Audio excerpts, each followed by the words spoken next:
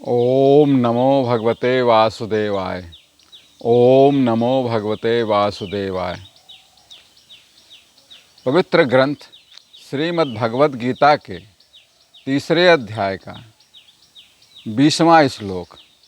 श्लोक है, कर्मणेव हि संसिद्धिं स्थितः जनकादयः लोक संग्रहमेवापि सम्मत्पंसन्न कर्तुमसि।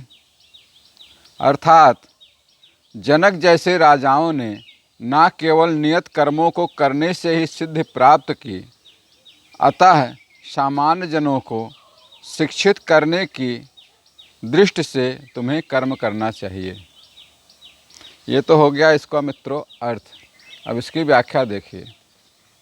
व्याख्या कहती है, यहाँ पर भगवान कृष्ण अर्जुन को समझा रहे हैं कि जनक जैसे राजा जिन्होंने नियत कर्म ही किया और नियत कर्म करके सिद्धि को प्राप्त किया, वैसे ही सामान्य जनों को शिक्षित करने के लिए हे अर्जुन, तुम्हें भी अपने नियत कर्म करने चाहिए।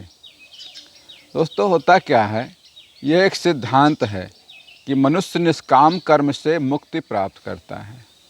ये आध्यात्मिक सिद्धांत है। हमारे पुराणों में, ऐतिहासिक पात्रों में कुछ ऐसे हैं जिन्होंने यह सिद्ध किया है, जैसे राजा जनक, महाराज इक्ष्वाक, भगीरथ, अम्बरीश और अश्वपति।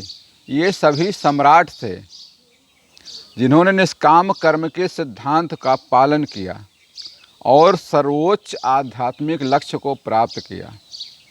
यह इस संदेह का उत्तर है, जो कई लोग संदेह करते हैं कि निष्काम कर्म करने से क्या हमें मोक्ष प्राप्त होगा, क्या लक्ष्य प्राप्त होगा, आध्यात्मिक लक्ष्य। उस संदेह का उत्तर है कि मनुष्य संसार के व्यवहारिक कर्तव्यों में संलग्न रहते हुए भी मोक्ष प्राप्त कर सकता है। इसलिए निष्काम कर्म से मन शुद्ध होता है और ज्ञान का उदय होता है। इसीलिए भगवान वहीं पर नहीं, सांसारिक दृष्टिकोण से भी अच्छे कार्य की आवश्यकता पर जोर देते हैं। अच्छे कार्य सभी के लिए अच्छे हैं, सभी का भला करते हैं, सभी को सुख शांति सुकून देते हैं, इसलिए सभी के लिए है। मनुष्य को कम से कम मानव जात की सेवा करने, उन्हें सही रास्ता दिखाने और उनके सामने एक उदाहरण स्थापित करने के लिए काम करना ही चाहिए और नियत कर्म, स्वधर्म, अच्छे कर्म करते ही रहना चाहिए। लोगों को रास्ता दिखाने के लिए, एक उदाहरण बनने के लिए, लोगों का भला करने के लिए। किसी ज़रूरतमंद की मदद करना भी वास्तव में एक महान कार्य है।